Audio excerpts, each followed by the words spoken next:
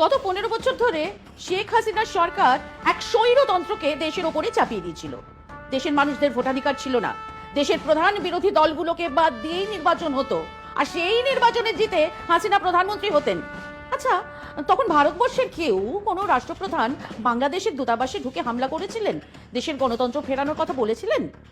আজ ইসকনের দু একজন সন্ন্যাসীদের গ্রেপ্তার নিয়ে যারা এত উদ্বেগ, এত প্রতিক্রিয়া দিচ্ছেন, আন্দোলন করছেন, রাগে ফেটে পড়ছেন, তারা একবারও একটা কথাও বলেছিলেন? যখন জামাতের প্রধান আমিরকে কোনো রকম আত্মপক্ষ সমর্থনের সুযোগ না দিয়েই জেলে পুরে দেওয়া হয়েছিল, তাও আবার সেই জেলে যার হদিশ কেউই জানতো না। হাসিনা সরকার ধর্মনিরপেক্ষ ছিল? ইসলামিক রাষ্ট্রে ধর্মনিরপেক্ষতা ব্যাপারটা কেমন? যদি রাষ্ট্রের ধর্ম ইসলামী হয়, তাহলে তা ধর্মনিরপেক্ষ হয় কেমন করে? বর্তমান সরকার কেবল এই স্ববিরোধিতা দূর করার কথা বলেছে। ভারত আর পাকিস্তান ভাগ হয়েছিল কিসের ভিত্তিতে? যারা মুসলিম তারা পাকিস্তানের দাবি জানিয়েছিল।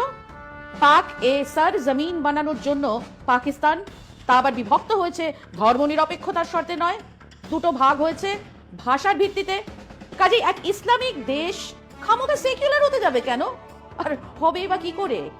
এবং ভারতবর্ষ কোনো মহান উদ্দেশ্য নিয়ে মুক্তিযুদ্ধের সময় বাংলাদেশকে সাহায্য করেছিল, এটা বললে ঘোরাতেও হাসবে। ইন্দিরা গান্ধী পাকিস্তানকে শিক্ষা দেওয়ার জন্য, পাকিস্তানকে দুটুকরো করে তার ক্ষমতা, তার মিলিটারি পাওয়ার কমানোর জন্যই বাংলাদেশের মুক্তিযুদ্ধে সাহায্য করেছিলেন, এটা সবাই জানে। আর সেই মুক্তিযুদ্ধের জন্য বাংলাদেশের 30 লক্ষ মানুষ প্রাণ দিয়েছিলেন, 3 লক্ষ নারী সম্ভ্রম হারিয়েছিলেন, রক্তের বিনিময়ে স্বাধীনতা কেড়ে নিয়েছিল বাংলাদেশ।